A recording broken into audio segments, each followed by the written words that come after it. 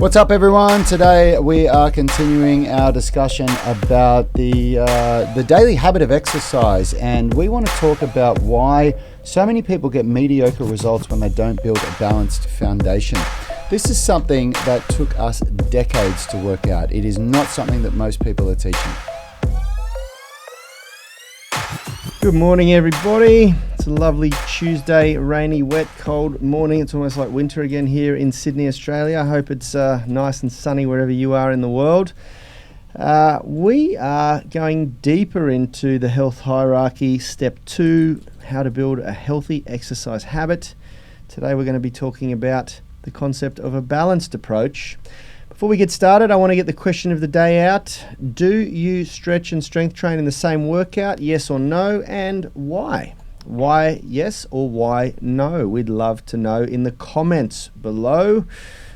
Big shout out to everyone listening on the podcast. You can answer in the comments. Big shout out to everybody on YouTube. You too can give us an answer in the comments. Most importantly, we'd like to welcome everyone on the live stream who's tuning in from the UMS Movement Mastermind private Facebook group. For those of you on the podcast or on YouTube, you can jump over there and join that group. Join a like-minded collective mastermind of people striving to better their health and performance. What's up, Richie? What's up, Rad? Yeah, ready for action? Ready for action as well. Feeling good. Ready for action, yeah.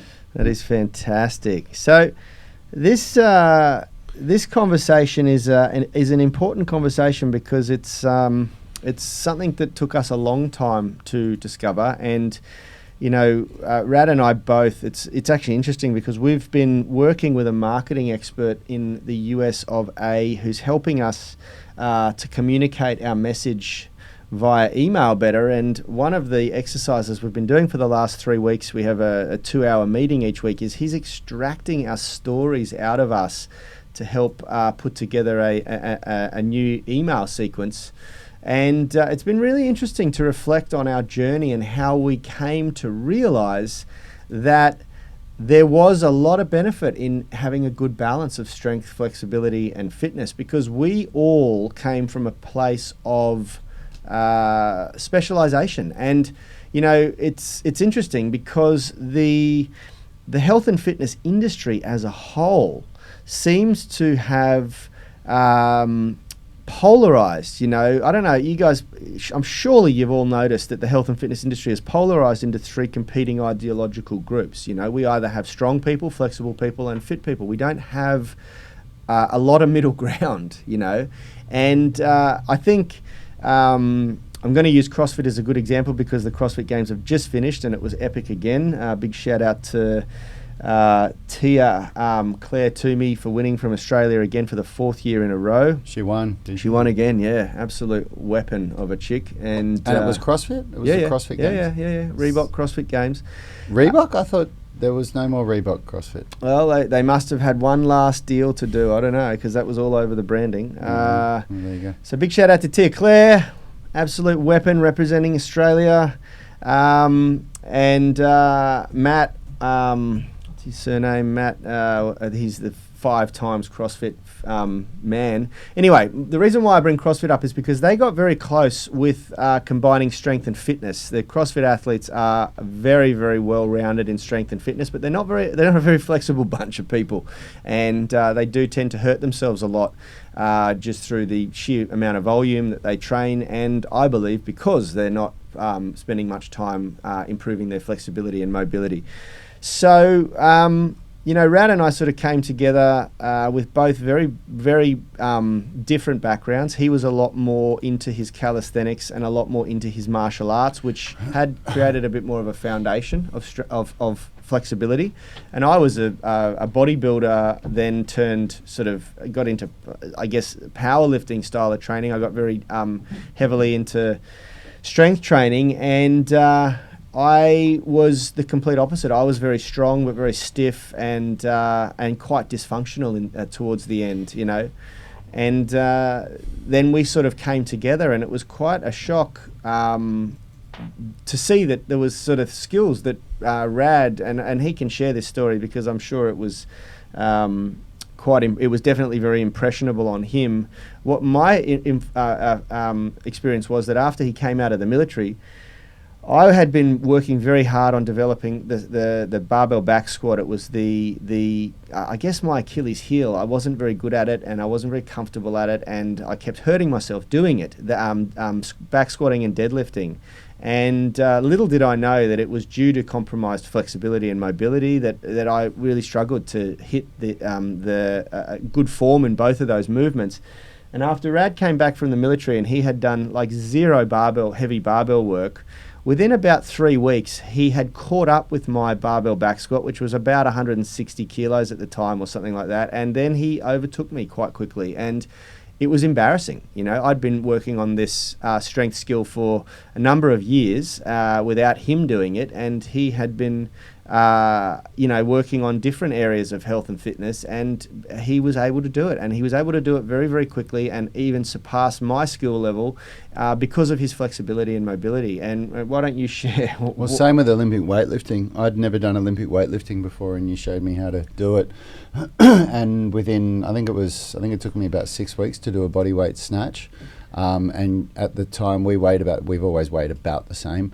I think you weigh about 5 kilos more than me now, but we've always been pretty close. And I remember you couldn't get past 60 kilos, and I did body weight at 85. And it was I wouldn't have won any technique competitions, but I did it with barefoot shoes on. I didn't even do it with lifters, and I did it. I did a snatch. And we were doing it in a gym that didn't allow us to do it, so we had to put the bar down. Yeah, gently. we had to place the bar down. And we had to, we had to do it on bars. the yoga mats. Yeah, it was hilarious. But yeah, so that was the other thing that I achieved, and yeah, it was weird for me because it didn't feel hard to do that stuff. And I remember when I got to the point where I saw you struggling under the bar and I wasn't, and I didn't know what was going on. I didn't understand it. But the flip side of that story, which you obviously haven't told, is that I was never interested in weightlifting. I always perceived weightlifting as a buffhead thing that was done for aesthetics only. That was just my perception of it. It was when back in the 90s and the new millennium, if whatever I saw of a weightlifter was usually like bodybuilders, and it was all about the way that they looked. And I was brainwashed, I'm not saying in a bad way, but I was brainwashed by my martial arts teacher around this idea that, don't waste your time training to look good, focus on training that's going to deliver a result. And if you want to do Kung Fu, then, there's an element of strength that you need to have, but you don't care about what your muscles look like. You train so that you can punch hard and kick hard and move well. And So when I was in the army, I decided that I wanted to start learning a bit of calisthenics, and the benchmark for me was the muscle up. I looked at a muscle up. I couldn't do it to save my life. Wasn't even very good at pull-ups, so I was like, all right, I want to learn how to do a muscle up. And whilst I was in the army, I connected with a friend of mine that could already do them, that was good, and I asked him for some advice, and he told me to go and look at some YouTube. He basically said to me, find some YouTube videos that you think are good, send them to me, and I'll tell you if they're good. And I did, and he said, yeah, that's a good video, do that. And so I followed these YouTube videos, and it took me, I think it took me somewhere about 9 months to 10 months to do the real kipping bar muscle up. So this is a CrossFit style kip, where you do the full-on CrossFit kip for a pull-up, and then you pull your hips up to the bar and go over it. So it's a movement, but it is certainly not a strength movement. It's a movement, but it's a way to be able to do a muscle-up when you don't have the strength for it. It took me about 9 months to a year to do it. And then I started trying to learn how to do a strict muscle-up on gymnastics rings, and that took me another, I don't know how long. And I came back, showed you how to do a gymnastics ring muscle-up, and I thought I was all that because I could do one. And in the same workout that I showed you how to do it, and you were like asking me, how do you do this? It took you about 2 or 3 sets to get one. And then the third and fourth set, you did 4 or 5 reps. And again, for the same reason that you didn't know how I could out squat you, I just couldn't understand. I couldn't understand. And not only could you do 3 or 4 reps in a set, I couldn't even do 1 rep for more than about 3 sets. That was it. That's all I had.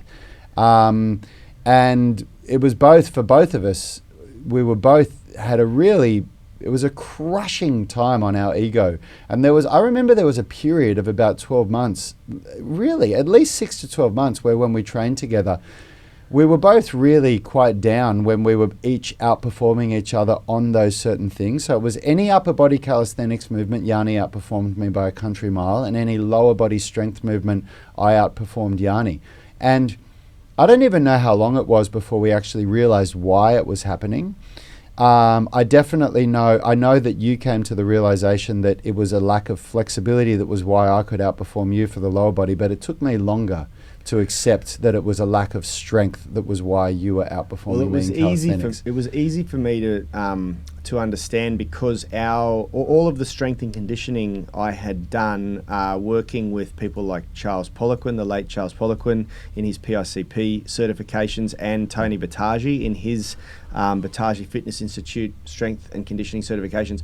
It was all of the assessment protocols that we were taught from both those guys were based around this. The squat was used as an assessment mechanism, and then you had all these confirmation tests, and it was all really like, if you can't achieve this level of flexibility, you're going to struggle, and you shouldn't be squatting. You should be, in rehab or whatever. And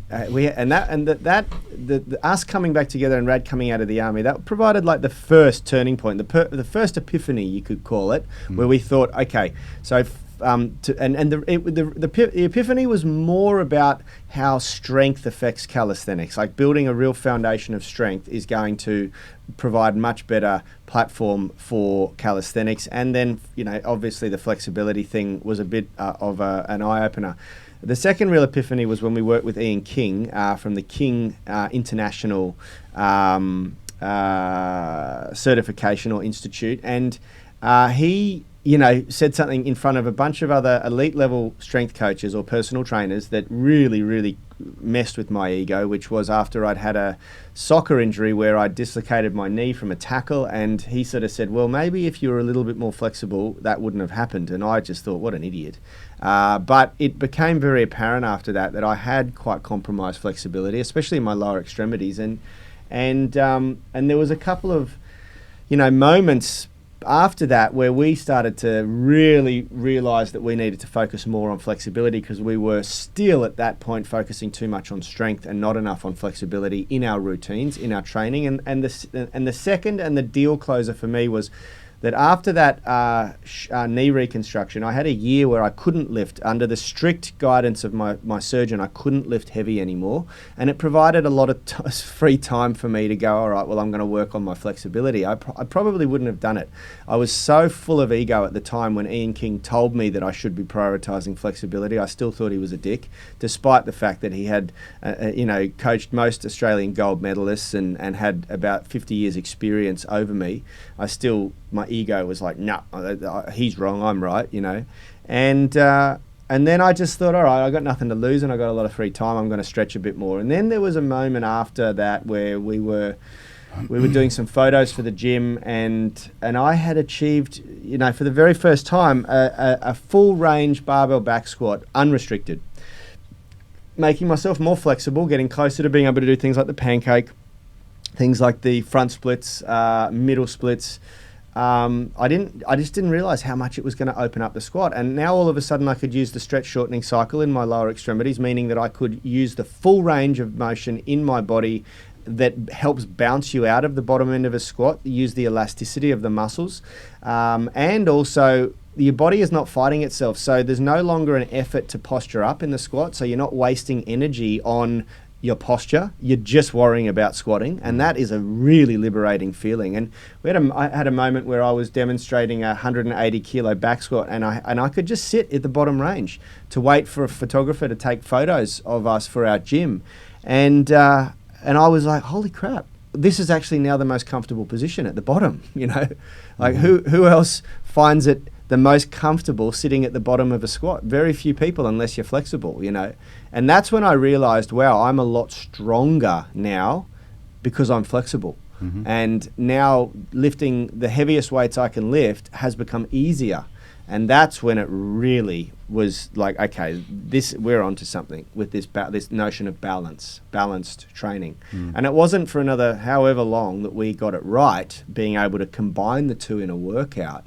Why don't you share a little bit about that story? Because we explored so many different ways. Well, I'm going to take full credit for this one because I pay you full credit for the things that you do in this gym, like the amazing layout and the systemization and the structure of our workouts and everything. Just before you go on this rant, I'd love to welcome Jerka Rajme to the stream for the very first time. Yeah, welcome, She's Jerka. never been on the live podcast before. Morning, Scott West. Morning, Lee Clements. And Andy Lawson is saying that he's catching us at a better time. You're in the UK, I believe. Is that right? Yeah, I think so. Anyway, continue. Yeah, look, so, I started doing all this stretching about 5 years ago. I was flexible enough that I could, but I was flexible enough that I could do what Yanni just said there, which really came from all the years of Kung Fu I did. Because if you watch Wushu, one of the biggest things that really develops is mobility through your joints because of the way you do the low stances. So I did that for 12, 13 years. I wasn't that flexible. I still couldn't come close to the splits or anything like that. But my ankle joints and my hip joint could get me down deep because of all the stances you do. Are you with me what I'm saying in Wushu? Yep. So if anybody doesn't know what Wushu is, go and look at a Jet Li movie or just Google Wushu on YouTube. And you can see how low they go. So, and those, you'll look at some ridiculously flexible people. If you Google it, you'll see guys that are on another level compared to me. But it was enough that for a squat, man, I was on another level compared to the average person. And when we used to go to those workshops like Ian King or Tony Bataji, 30 people in a room, and I had the best squat by a country mile. But my flexibility wasn't great. I definitely couldn't do the splits or a pancake or anything like that, any of the things that you need to do for calisthenics. So I started this journey of getting more flexible, and the hard part was finding the time to be able to do strength training and flexibility training. And we followed some methods from, we did what you really should do. I'm saying this now very openly. If you don't know how to do this yet, you should work with a coach that knows how to do it better than you can. There's only so much that you can achieve from watching YouTube videos. But I employed the help of some coaches, some people that knew better than me in calisthenics and flexibility. And I tried to put it all together, but no one was teaching you how to do it in the same workout. No one was. There were flexibility coaches that taught you how to do flexibility training, and there were people that taught you how to do strength training. And even the people that taught both, they didn't teach you how to do it in the same workout. They taught you how to do these separate things, So the general thing was either do a strength workout at one part of the day and then a flexibility workout at another part, or do all your strength training first and then do your flexibility training after. And that's what we did. That's what we did. We did for a long time. Yeah. We did at least 6 months where we did twice a day. So we did strength training in the morning for about an hour and a half, and we had a break for about 3 hours, 4 hours, tried to work, got nothing done, nothing tangible anyway, because we were just too tired. And then we did flexibility training in the afternoon and skill training as well. And that is a really good way of training if you don't care about achieving much else in your life except being really, really good at training. And maybe there's people out there that do it. Maybe they do. For us, who run a business, who had to get here early in the morning, who have kids who are trying to drive a business forward, who aren't just concerned about turning the wheels over, didn't work. Yeah. We just didn't get anything done. So we tried doing what the then next most common way of doing things are that we could find, which is you do it all in one session where you do your strength training first and your flexibility training second. And I think this is what most people try to do and why most people never get flexible, because guess what happens? You're too exhausted to do your flexibility training after you've done your strength training. This is what I want to drill down, because on Thursday or Friday, we're going to go deep into the exact makeup of what we do in our workouts. So I don't want to spend too much time on I'll just today. frame it then on how we got onto it then, because we want to talk. So if we bring it back, why people get mediocre results when they don't build a balanced foundation. What I'm talking about right now is really important with this, because if you don't have a balanced foundation, a balance in your workouts, in the workout, not I'm going to do all of this first and then I'll do all of this second, because that's not a balance. That's I'm prioritizing all of this, and then if I've got time, I'll do that. And in our experience, that doesn't work. You end up, the thing that you don't prioritize, and if you listen to the word prioritize, prior to, whatever you do prior to the other thing is not going to get as much attention. Yeah, that's right. And that's what's important, and that's what we need to drill down on, because we did try it. We tried it with clients. We've spoken to many other people who do it. And there's a bunch of reasons why flexibility goes second. One is that you do need to be warmed up. There's also benefit to fatiguing the central nervous system prior to flexibility training. So, if you do a big workout and the nerves are fatigued, it'll tend to delay the restriction or the inhibitor response in the muscles a little bit, so that you get a bit of benefit there. And so flexibility, whether you like it or not, tends to always get pushed after strength training or after fitness training. And as a result, it's the first thing that goes if you're time poor, if you're time limited or energy limited, So this is certainly what we experienced. We started very, very productively and very motivated, and within about 6 months, we started to notice that we were dropping the flexibility sessions or the flexibility parts of our workout, and we experimented with splitting it into 2 entirely different workouts. I even did a period of my cardio first thing in the morning, going for a run, then my strength training mid-morning, and then my flexibility training at about 2 or 3 o'clock in the afternoon.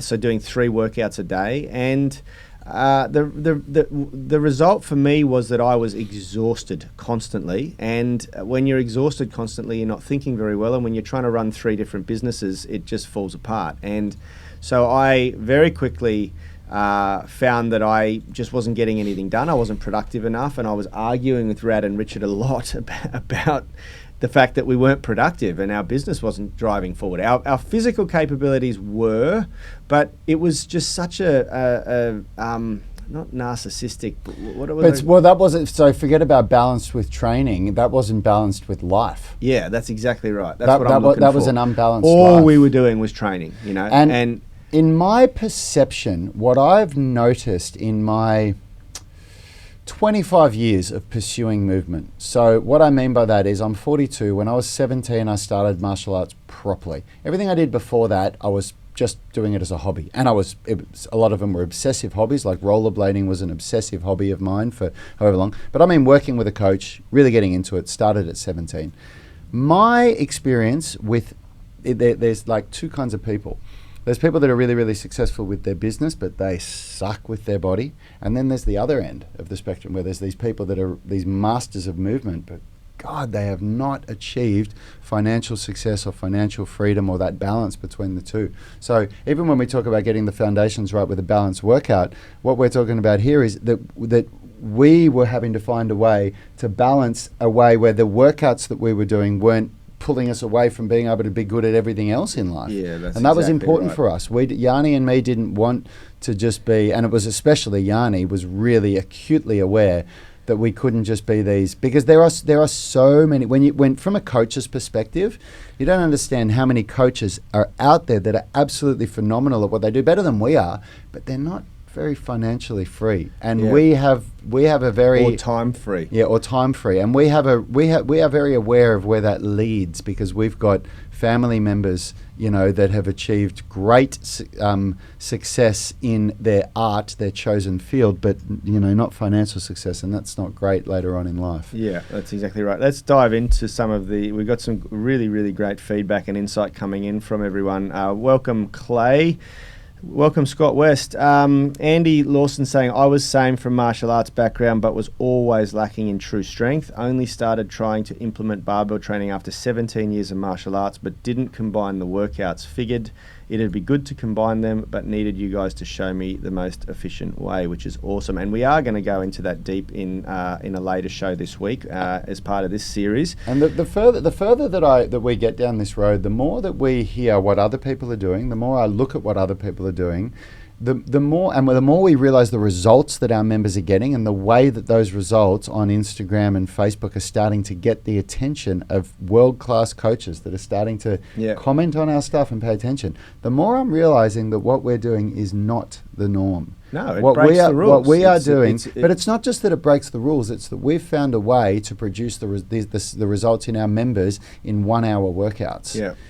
Because there's coaches out there that are producing results that are better than yours and mine, but not when they're members, not in a 1 hour workout. Not consistently. Not consistently. Every once in a while you get a client who's an outlier who puts in the work to the most extreme level. For whatever reason, they're either financially ready for it, or their time, they don't have. Maybe they train for families. 2 hours a day. And they train twice a day or a few hours a day. And that happens sometimes, but we're getting it in our members in all of them that turn up to the gym for an hour a day. And very few of them are actually personal trainers, or you get a lot of people who I know who train with Edo and get really good results, and they train twice a day, but they're personal trainers. Yep. That's their livelihood. Career, that's their career. Life, They're willing to put that amount of work in, or they're a lot of my friends who are strength coaches produce pretty good results with people with professional athletes as their clients. Mm-hmm. But those people are paid to train, and they're generally they can prioritize a lot more time for it. But to produce results in general populations for people who are sitting at a desk for the rest of the day, and they only do it for 1 hour a day, and the results that we get are, I believe, superior to anything I've seen so far. Lee Clements is saying, "I love the UMS foundations for this reason: strength and flexibility together." Yeah, it's the secret sauce, Lee, and you're Well, it's not only the foundations; it's our whole UMS program, but also our at-home workouts. Like we even, this is one of the reasons why people loved our at-home workouts program that we created specifically for the COVID lockdown. We didn't realize they were going to be so popular. Was that we just used the exact blueprint that we use in our UMS online coaching and at the gym here, and deployed that just with using no equipment, just using body weight, and they delivered spectacular results. Yeah. That was the only training that Rad did for that period, because he was just too knackered after that at-home workout, demonstrating it live. And he gained muscle, he gained flexibility, he still got fit, all of the results that you'd usually get. Arguably even better results, because it was very motivating being in front of the camera. He pushed himself a little harder than he'd usually push, and he was very consistent. You know. Well, I wasn't very consistent. I was 100% consistent. It was every week, 5 days a week. Yeah. Scott West is saying, I find my pancakes so much better after a leg workout. Yeah, 100%. That's because of what Yanni said before, Scott. When your muscles are fatigued and then you stretch those same muscles, it's really, really hard for the brain's inhibitors to prevent you from going deep.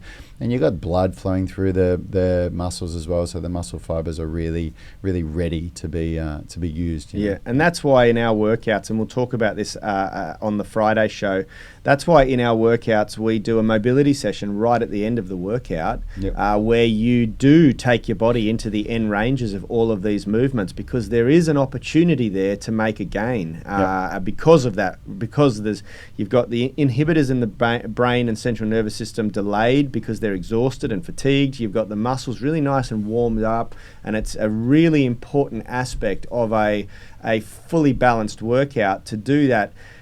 Prep warm-up, mobility warm-up, then you do your strength and flexibility training, and then you do your mobility cool-down, which is a really, really nice way to bring it all together. Yep. Lee Clements is saying, did at-home workouts opened eyes to your approach? Yeah, it happened with a lot of people. A lot of people came into our ecosystem because of the at-home workouts. It was and I'll be honest, guys. We never intended to deploy them or offer them to the public. Initially, it was a way that we could stay connected with our gym members, and we started the first couple live streaming to our Unity Gym Tribe Facebook group. So it was the private Facebook group to the Unity Gym members. And then we sort of spoke to everyone and said, look, we would like to deploy this to the public because it may be an opportunity for us to cover some lost revenue, because we did lose a lot of members through that period who weren't totally engaged. They were new. They'd only joined up at the start of the year to try the program, and they didn't have as much of a connection to the program, and everyone was totally cool with it. So we started live streaming to YouTube, and then we decided to package and sell the at-home workouts, and my God, they were popular. They did so well, and like you, Lee, a lot of people came into our ecosystem because of them. Yep. So look, that's all we got time for today, guys. We're going to be going deeper into this, into the habit of daily exercise, the power of it, and having balanced workouts. And tomorrow we'll talk more about how we actually deliver a balance between strength and flexibility. Tomorrow we're going to lift the curtains and show what it does to your performance in particular. Performance and health and injury risk mitigation. Now, for those of you that have made it this far on the podcast or the YouTube channel, if you want to get started with us, the best way that you can do it is to join our UMS online coaching program, where we teach you everything that you need to know to deliver the biggest bang for your buck balanced workouts with strength and flexibility, to take you from absolute absolute beginner to movement mastery. We teach you right up to calisthenics skills and, the big bang for your buck weightlifting movements and awesome flexibility stuff. So go and check that out. And you can work with Yanni and Richard and me in our inner circle, where we provide specific coaching for all of our members, not just general shows like this. And anyone who's doing the UMS at home, a UMS online coaching, Chuck, share your experience in the comments, whether you're on YouTube, whether you're listening to the podcast, or whether you're on the Facebook let group. everybody else know what you think about know how the freaking program awesome it is. and what working with us on our inner circle is like. Thanks for tuning in, everyone. We'll see you tomorrow. Health is about performance, not just body image. You better be willing to accept what you're going to have to do to get there. We'll start focusing on movement goals, strength goals, flexibility goals. When you nail that skill, that's there forever. The body image goal doesn't get you that It's far. the consistency and frequency that's going to get you there. It's not the intensity. There's no shortcuts to mastery and movement. Destination doesn't change overnight, but your direction will. The gym is not the place to beat up the body that you hate. It's the place to build the body that you love. We are the gym that teaches people how to move instead of just exercise, because we believe that health is about performance, not just body image.